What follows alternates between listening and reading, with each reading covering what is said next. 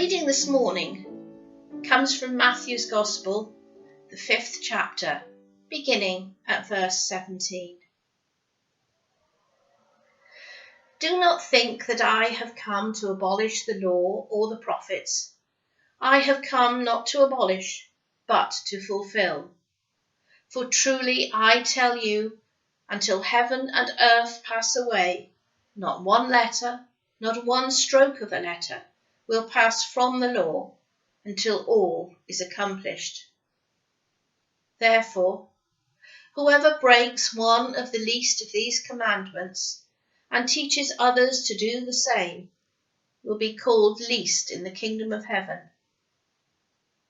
But whoever does them and teaches them will be called great in the kingdom of heaven. This is the word of the Lord. Thanks be to God.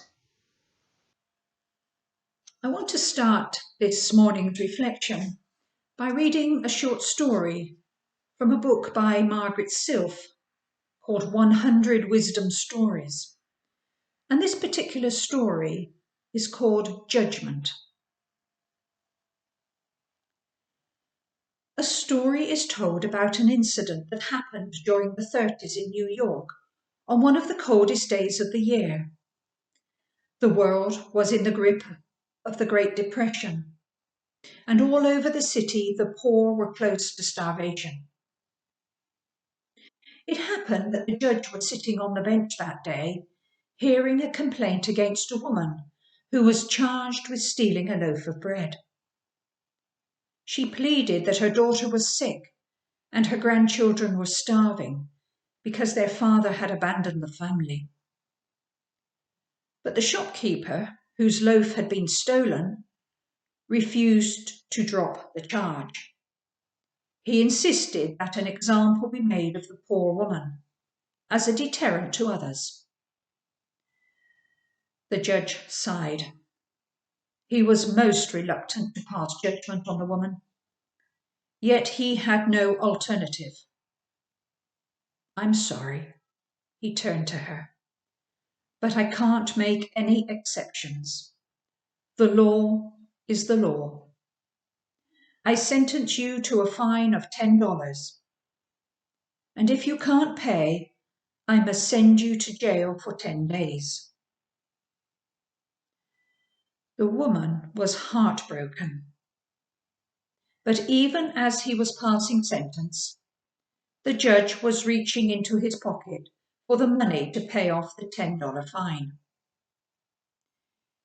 He took off his hat, tossed the $10 bill into it, and then addressed the crowd. I'm also going to impose a fine of 50 cents on every person here present in this courtroom for living in a town where a person has to steal bread to save her grandchildren from starvation. Please collect the fines, Mr. Bailiff, in this hat and pass them across to the defendant.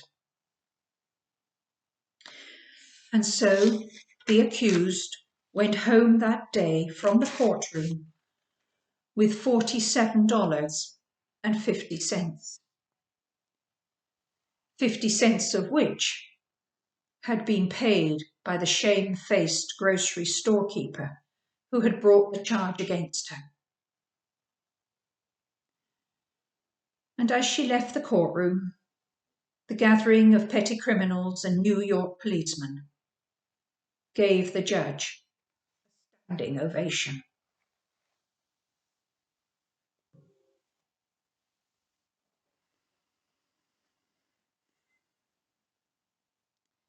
In the eyes of the law, the shopkeeper was right. In the eyes of the judge, the woman was guilty. But in this situation, were there justifying circumstances? Is it acceptable in some circumstances to break the law? Did Jesus break the Jewish laws?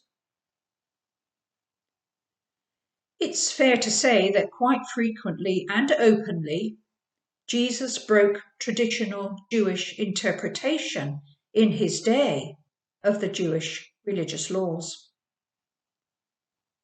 He certainly angered the Pharisees. They accused him of breaking laws concerning the Sabbath on multiple occasions.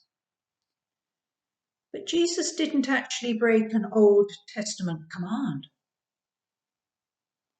He disobeyed the interpretation religious leaders had developed around the biblical command of keeping the Sabbath day holy. Jesus also dared to heal people on the Sabbath, and he willingly touched the unclean. Both of these actions were unlawful. Our short gospel reading today is part of Matthew's Sermon on the Mount, a collection of sayings and teachings that Jesus taught to emphasize ethical and moral conduct. Many Christians believe that the Sermon on the Mount is a commentary on the Ten Commandments. It certainly challenged the proud and legalistic religious leaders of the day, for it reminded them of the messages of the Old Testament prophets, who, like Jesus, taught that heart-led obedience is more important than legalistic devotion. Perhaps this radical new way of living is something the storekeeper would have done well to remember. Jesus was bringing in a new way of thinking and acting. He was starting, in a way, a new rebellion, a transformation. Jesus said, "I have not come to abolish the law, but to fulfill them."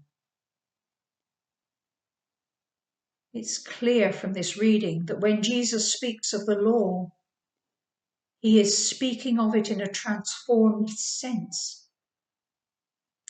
He is teaching that the most important commands are to love God and to love one's neighbour as oneself. The law of love is universal.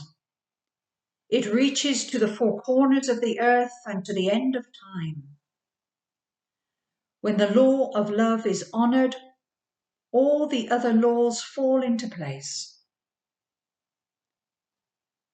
The Gospel today has a very powerful message.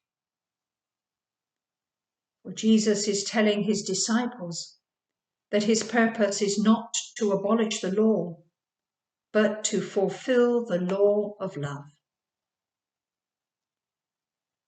Jesus didn't always follow the law as the Pharisees thought it should be followed, for they lived by the letter of the law. Jesus, however, lived by a different law, the law of love.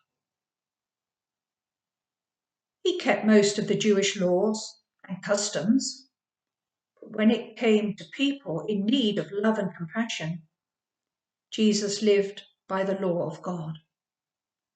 Love of God and love of neighbour. Love should come before all else.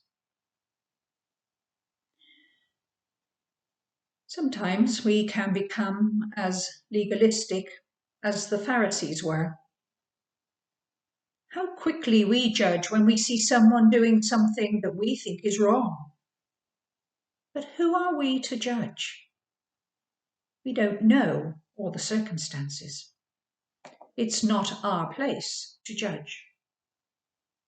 God is the one to judge. We don't like or appreciate it when others judge us. Yet at times we fall into judging, perhaps before we even know it.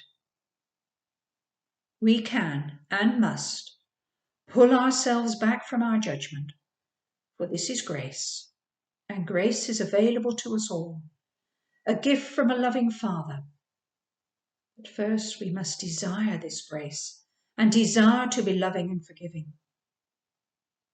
If we practice doing this often enough, we may find that we don't jump to judgment as automatically as we once did. The judge in the story was loving and forgiving. He showed love in action. So today, I invite you to be aware of your thoughts, and especially your judgments. And remember that we will never be perfect in keeping the commandments.